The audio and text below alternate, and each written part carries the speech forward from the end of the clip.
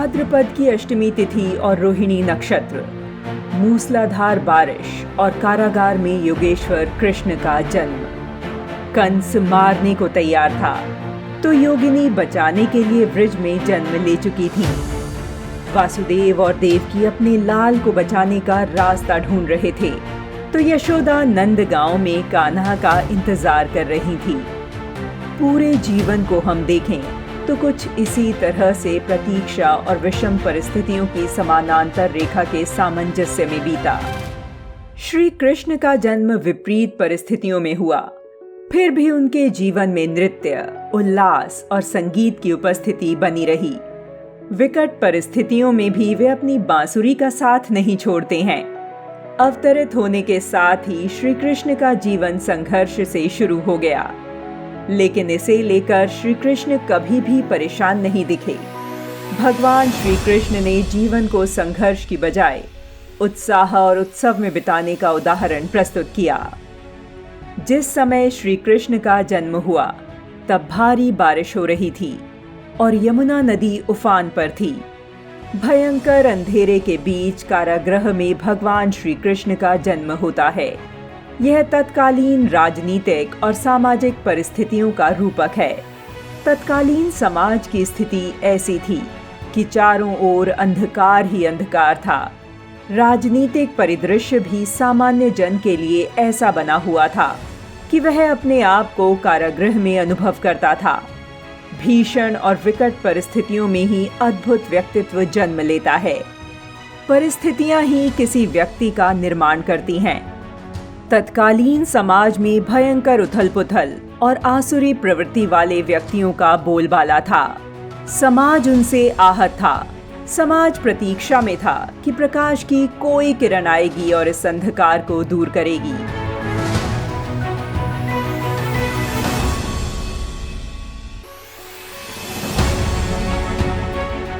भगवान कृष्ण का जन्म प्रतीक है कि ऐसी परिस्थितियों में व्यक्ति को प्रतीक्षा नहीं करनी चाहिए। वह परिस्थिति ही पर्याप्त है कि धार्मिक और विध्वंसक प्रवृत्तियों के कारागार में जकड़े समाज को अपने भीतर से ही उस जागृत चेतना का निर्माण करना होता है जिसे कृष्ण कहते हैं।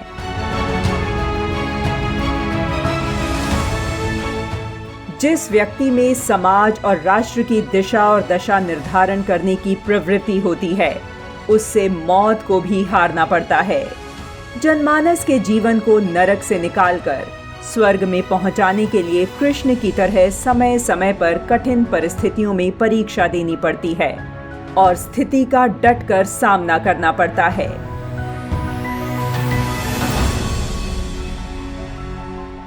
भगवत गीता श्री कृष्ण का गाया हुआ गीत कहलाता है, जिसमें उन्होंने मानव कल्याण के सभी रहस्यों को खोल दिया है। गीता पढ़ने के बाद किसी भी व्यक्ति को ऐसा लग सकता है कि भगवान श्री कृष्ण का अवतरण गीता का उपदेश देने के लिए ही हुआ था। जीवन की विभिन्न कलाओं में कुशल एवं प्रवीण, राजनैतिक और सामाजिक सूझबूझ से समृद्धि देने वाले, अध्यात्म ज्ञान से अपने भक्तों के जीवन को मुक्ति प्रदान करने वाले श्री कृष्ण किसी के लिए अवतार हैं तो किसी के लिए गीता का उपदेश देने वाले ब्रह्मनिष्ठ हैं। श्री कृष्ण के संपूर्ण अवतारों को महाअवतार कहते हैं। अगर कोई पूछे कि श्री कृष्ण का जन्म क्यों हुआ, इसका उत्तर भगवत गीता में स्वयं युग पुरुष कृष्ण देते हैं। यदा यदा हि धर्मस्य ग्लानिर्भवति भारत, अभ्युत्थानं धर्मस्य तदात्मानं सृजाम्यहम्।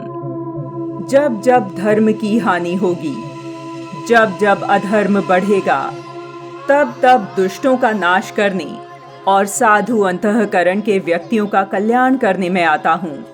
आतंकी प्रवृत्ति के लोग जब जब शक्तिशाली हो जाते हैं या फिर जब धर्म के पतित होने से शक्तिशाली वर्ग अत्याचारी बन जाता है, तब समाज को अन्याय, अत्याचार और आतंकी विचारधारा से मुक्ति दिलाने के लिए धर्म शक्ति का उदय होता है, जिसे हम कृष्ण कहते हैं।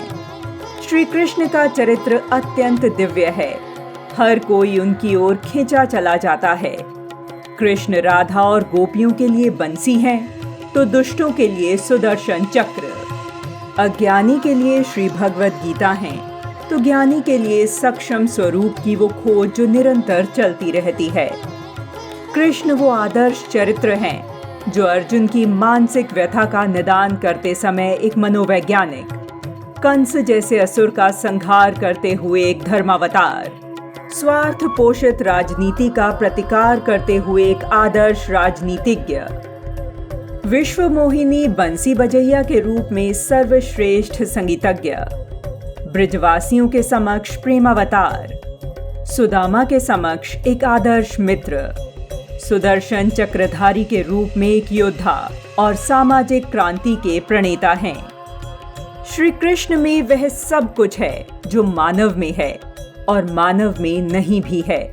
श्री कृष्ण संपूर्ण हैं, तेजोमय हैं, ब्रह्म हैं, ज्ञान हैं। इसी अमर ज्ञान की बदौलत उनके जीवन प्रसंगों और गीता के आधार पर कई ऐसे नियमों एवं जीवन सूत्रों को प्रतिपादित किया गया है जो आज के समय भी लागू होता है। श्री कृष्ण का जन्म भाद्रपद की अष्टमी तिथि को रोहिणी नक्षत्र में हुआ था। हर वर्ष हम इस दिन जन्माष्टमी उत्सव मनाते हैं।